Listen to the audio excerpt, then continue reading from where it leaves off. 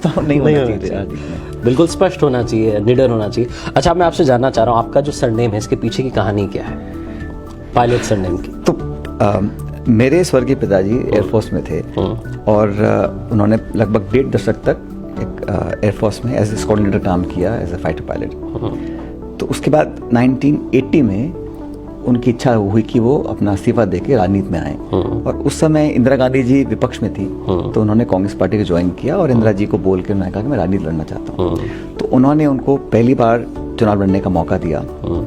जब चुनाव लड़ने के लिए वो गए भरतपुर में, तो वहाँ पे उनको कोई जानता नहीं था कि राजनीति में बिल्कुल नए आए थे, उनका कोई गॉडफादर नहीं था। तो वो अपना नामांकन भरने के लिए गए जिला कलेक्टर के ऑफिस के अंदर। तो वहाँ के जो उस समय के जिला कलेक्टर थे, उनको लगा कि ये अफसर है, इस्तीफा दे के आया है, इसको कुछ जानता नहीं है। तो उनका सजेशन था कि भाई आप अपना जो नाम है ना, क्योंकि सब पूछते थे कि भाई इंदिरा जी ने किस व्यक्ति को भेजा है, तो मैंने कहा वो एक पायलट है जो इस्तीफा दे के आया है चुनाव लड़ने के लिए।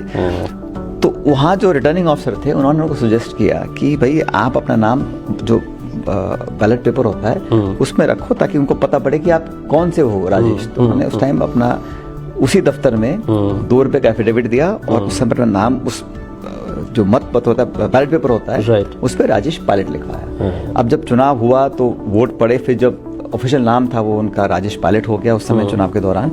और उस समय से ही एक फैमिली नेम हुआ। तो हम लोग जब छोटे थे, मैं मेरी बहन, हम स्कूल में दाखिला किया तो फादर्स नेम राजेश पायलट, सन नेम सचिन पायलट, तो वो फिर वो नाम जन्म से पड़ गया। तो जन्म से ही पायलट बन गए थे। लेकिन ये जो पायलट सरनेम है, इसकी भी कहानी है।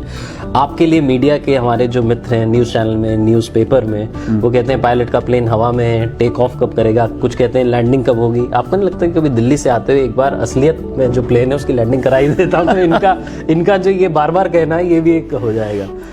आप भी सुनते होंगे ऐसी काफी बातें। उन्हें गुमा है कि मेरी उड़ान कुछ कम है, मुझे यकीन है कि आसमान कुछ कम है। क्या बात है। देखिए, ये जो बातें हैं ना, ये फ्रेज यूज करते हैं क्योंकि मेरा लास्ट नेम पायलट है। लेकिन पब्लिक लाइफ में जब मैंने पहली बार चुनाव लड़ा था, तब से लेकर अब तक मैंने समझा कि एक हम पॉजिटिव चेंज लेकर आए और राजनीति बदलाव का सबसे बड़ा माध्यम बन सकता है।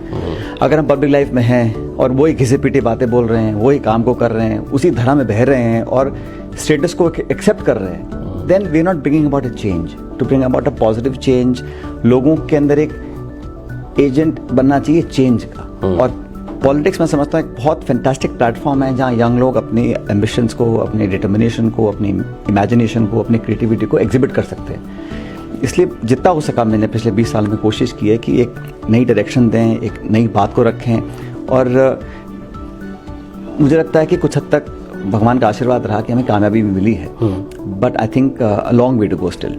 राइट। अब मैं आपसे जानना चाह रहा हूँ, पॉलिटिक्स में आने से पहले आपने बीबीसी में भी थोड़े समय के लिए काम किया, कॉर्पोरेट में भी आपने काम किया, फिर जब आप पॉलिटिक्स में आए, कितना डिफिकल्ट रहा एडजस्ट होना, या आसान था? कि मतलब आपको कितना चेंज लगा इन दोनों दुनियाओं में? मेरे फादर कहा करते थे, कहते हैं हम फौज में थे ना, तो उनके जो सीनियर ऑफिसर्स थे वो बोलते थे कि भाई राजेश, जो मन में है वो फट बोल देना चाहिए अपने जूनियर को, अपने सीनियर को। और राजनीति में कहते हैं उल्टा है। अच्छा। कि जो मन में है वो जबान पे कभी नहीं आना चाहिए। तो मैं उस बचपन की बातों को सुनता था, लेकिन क्योंकि मेरा जो बचपन गुजरा वो हमेशा एक पॉलिटिकल एनवायरनमेंट में रहा, घर में सुबह शाम बातें होती रहती थी, तो वो कल्चर डेवलप हो जाता है, बड़ा स्वाभाविक है। लेकिन को बहुत ज़्यादा चेंज मुझे लगा नहीं, क्योंकि मुझे लगता है कि देखो, अगर मुझे कुछ बनावटीपन रखना है या मुझे कुछ दिखावा करना है तो उसमें मेहनत लगती है। आपको प्रिटेंड करना पड़ता है कि दिन में 12 घंटे मुझे ऐसे रहना है, वैसे रहना है। अगर आप नेचुरल हैं,